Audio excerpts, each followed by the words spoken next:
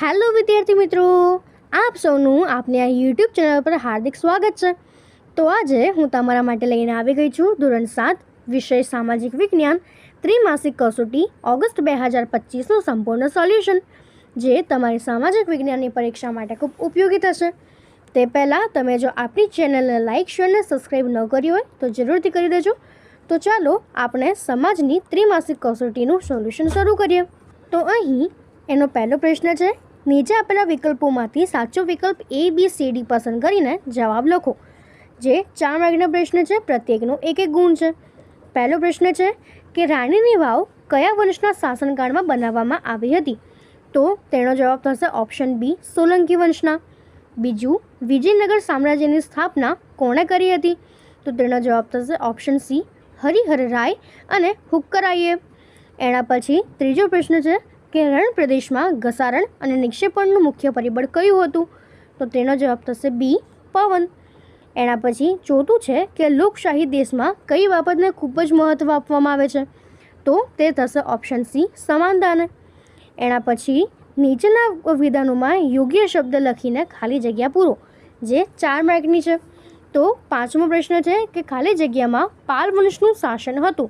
તો તેનો જવાબ થશે પાલ વંશમાં. છઠ્ઠું, શ્રીનગર ખાલી જગ્યાએ વસાવ્યું હતું. તો તે થશે અલાઉદ્દીન ખલજીએ. સાતમું, પવનની ગતિ ઘટતા માટીના કણ જમીન પર પથરાય તો તેને આપણે શું કહી શકીએ છીએ? તો તેને આપણે ડુવા કહી શકીએ છીએ. આઠમું, દેશનું સંચાલન કરવા માટેની માર્ગદર્શિકા ખાલી જગ્યા કહેવાય. તો તે બંધારણ કહેવાય. એના પછી આપણી પાસે પ્રશ્ન છે કે માંગ્યા મુજબ જવાબ આપો. તો એનો 9મો પ્રશ્ન છે કે અણહિલવાડ પાટણની સ્થાપના કોણે કરી હતી?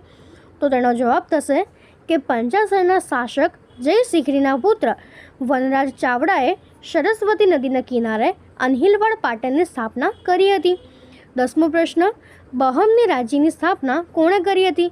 તો તે બહમની રાજ્યની સ્થાપના જફર ખાને કરી હતી. 11મો પ્રશ્ન, આંતરિક બળ એટલે શું? તો પ્લેટની ગતિના કારણે પૃથ્વીની સપાટી પર પરિવર્તન થાય છે. જે બળ પૃથ્વીના આંતરિક ભાગમાં નિર્માણ પામે છે તેને આપણે આંતરિક બળ કહીએ છીએ.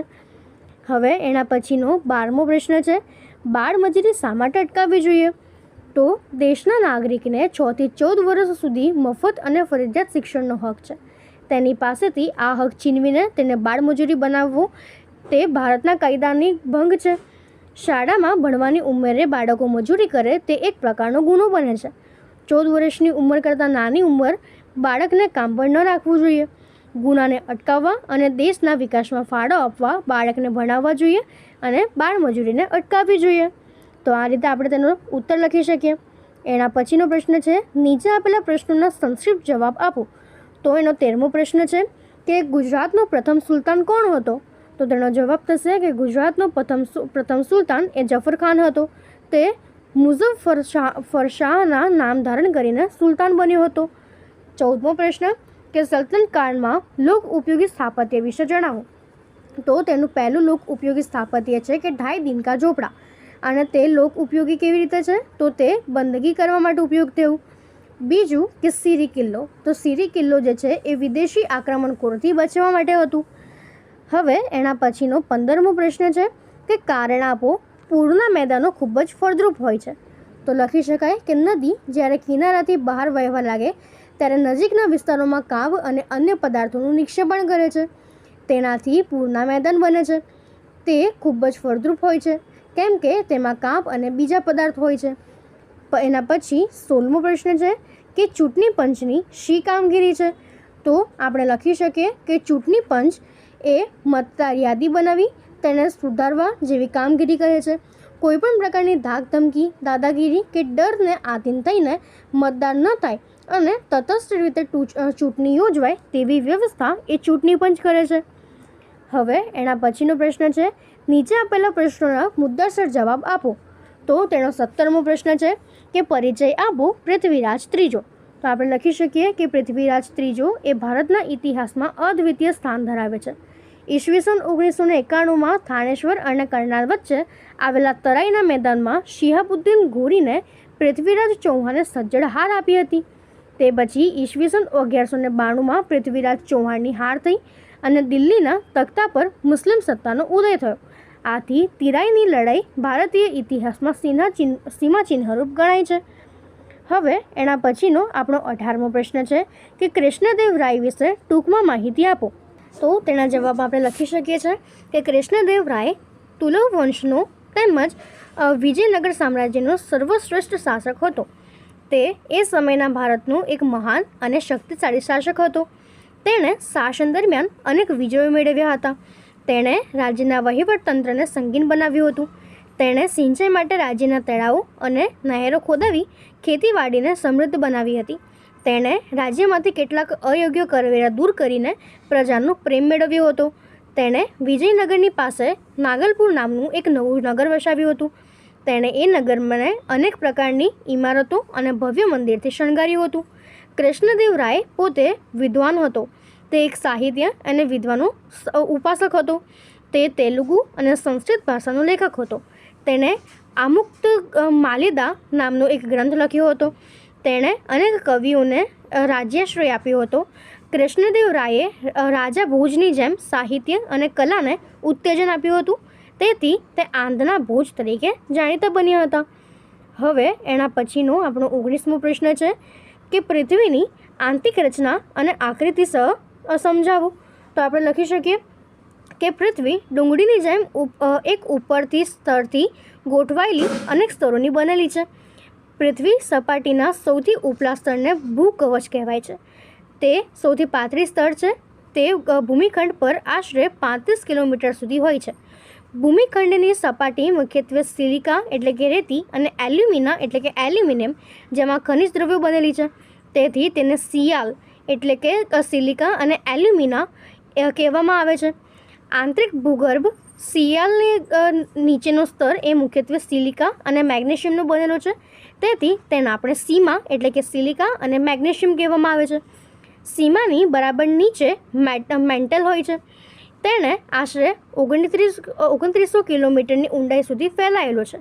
પૃથ્વીનું સૌથી આંતરિક સ્તર એ ભૂગર્ભ છે. તેની ત્રિજ્યા આશરે 3500 કિલોમીટર જેટલી છે. આ સ્તર મુખ્યત્વે નિકલ અને લોખંડ જેવા ખનિજોનું બનેલું છે. તેથી તેને નીફે એટલે કે નિકલ અને ફેરસ કહેવામાં આવે છે.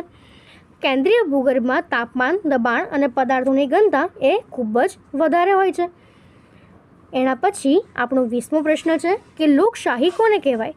તો તેનો જવાબ કે અમેરિકાના પૂર્વ પ્રમુખ અબ્રાહમ લિંકનના મત અનુસાર લોકોનું લોકો વડે અને લોકો માટે ચાલતા શાસન તંત્રને આપણે લોકશાહી કહીએ છીએ. લોકશાહી એટલે કે જેમાં લોકોએ મતાધિકારનો ઉપયોગ કરીને ચૂંટેલા પ્રતિનિધિઓ દ્વારા લોકોની ઈચ્છા પ્રમાણે વહીવટ ચાલતો હોય એવી શાસન વ્યવસ્થા. આપણા દેશમાં લોકશાહી શાસન તંત્ર છે. એના પછીનો હવે પ્રશ્ન છે કે નીચેના પ્રશ્નોના મુદ્દાસર ઉત્તર લખો. એનો 21મો પ્રશ્ન છે કે રાજપૂત યુગ સમયના કોઈ પણ એક રાજ્યવંશનો પરિચય આપો. તો આપણે લખી શકીએ કે સોલંકીઓના શાસનકાળને ગુજરાતના રજપૂત શાસનનો સુવર્ણયુગ કહેવામાં આવે છે. આ વંશમાં મૂળરાજ ભીમદેવ, સિદ્ધરાજ જયસિંહ, કુમારપાળ ભીમદેવ બીજો વગેરે શક્તિશાળી શાસકો થઈ ગયા. સોલંકીઓએ શાસનમાં ગુજરાત આર્થિક અને સાંસ્કૃતિક દ્રષ્ટિએ ખૂબ સમૃદ્ધ હતા. રાણી ઉદયમતીએ પાટણમાં વિશ્વ પ્રસિદ્ધ વાવ બનાવી હતી જે રાણીની વાવ તરીકે ઓળખાય છે. સિદ્ધરાજ જયસિંહની માતા મીનળ દેવીએ આદેશે રાજમાતા હતા. સોમનાથનો યાત્રાવેરો બંધ કરાવવામાં, ધોળકામાં મલાવ તળાવના નિર્માણમાં તેમનો નિર્ણય હતો. કુમારપાળે રાજ્યમાં જુગારની રમત, પશુવધ ઉપર પ્રતિબંધ મૂક્યો હતો અને અહિંસાના પાલન માટે કડક આજ્ઞાઓ કરી હતી. હવે એના પછીનો 22મો પ્રશ્ન છે કે સલ્તનત સમયમાં સ્થાપત્યનું વર્ણન કરો. તો તે થશે કે સુલતાન કુતુબુદ્દીન ઐબકે દિલ્હીમાં કુવત ઉલ ઇસ્લામ નામની મસ્જિદ બંધાવી હતી. દિલ્હીમાં મશહૂર કુતુબ મિનાર નામના મિનારા બાંધકામની શરૂઆત કરી હતી. તેના સમયમાં આ મિનારો એક જ માળ બાંધી શકાયો હતો. કુતુબુદ્દીનના અવસાન પછી તેના જમાઈ ઇલ્તુત્મિશ કુતુબ મિનારનું બાંધકામ પૂરું કરાવ્યું. કુતુબુદ્દીન ઐબકે અજમેરમાં ઢાઈ દિનકા ઝોપડા નામની મસ્જિદ બંધાવી હતી. સુલતાન ઇલ્તુત્મિશના સમયમાં હોજ એ શમ્મી ઈદગાહ અને જુમા મસ્જિદ નામના સ્થાપત્યો બંધાયા હતા. અલાઉદ્દીન ખલજીએ અલાઈ દરવાજો, સીરી કિલ્લો, શ્રીનગર અને ગહોજ એ ખાસ નામના સ્થાપત્ય બંધાવ્યા હતા. તુગલક વંશના શાસન દરમિયાન તુગલકાબાદ, ફિરોઝાબાદ, હિસાર, જોનપુર, ફિરોઝપુર, ફતેહબાદ વગેરે નામના નગરો વસાવવામાં આવ્યા હતા. સૈયદ વંશ અને લોદી વંશ દરમિયાન બુલંદ ખાનનો ગુંજબ, બડા ગુંજબ, મોટી કી મસ્જિદ, શિહાબુદ્દીનનો મકબરો વગેરે સ્થાપત્યનું નિર્માણ થયું હતું. આ સલ્તનતના શાસન દરમિયાન દિલ્હીમાં અનેક કિલ્લાઓ, મસ્જિદો, તળાવ, મહેલો, સ્નાનગર, મકબરાઓ, પુલા, સરાઈઓ અને બગીચાઓનું નિર્માણ થયું હતું.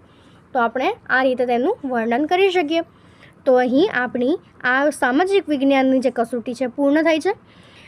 બીજા તમામ વિષયોની જે કસોટી છે તેની લિંક મેં ડિસ્ક્રિપ્શન બોક્સમાં મૂકી છે. તમે જરૂરથી જોઈ લેજો અને આપણી ચેનલને લાઇક, શેર અને સબસ્ક્રાઈબ જરૂરથી કરી દેજો. Thank you.